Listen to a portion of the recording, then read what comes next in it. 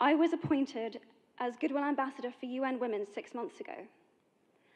And the more I've spoken about feminism, the more I have realized that fighting for women's rights has too often become synonymous with man-hating. If there is one thing I know for certain, it is that this has to stop. For the record, feminism, by definition, is the belief that men and women should have equal rights and opportunities. It is the theory of the political, economic, and social equality of the sexes. I started questioning gender-based assumptions a long time ago. When I was 8, I was confused being called bossy because I wanted to direct the plays that we would put on for our parents. But the boys were not. When at 14, I started to be sexualized by certain elements of the media.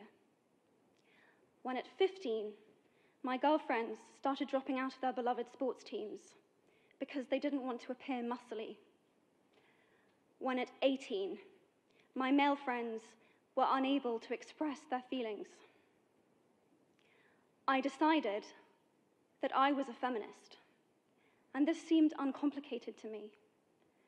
But my recent research has shown me that feminism has become an unpopular word. Women are choosing not to identify as feminist. Apparently, I am among the ranks of women whose expressions are seen as too strong, too aggressive, isolating, and anti-men, unattractive even. Why has the word become such an uncomfortable one? I am from Britain, and I think it is right that I am paid the same as my male counterparts. I think it is right that I should be able to make decisions about my own body. I think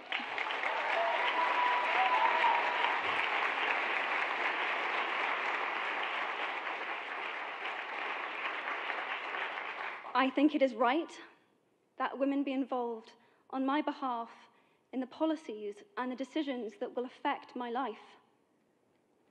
I think it is right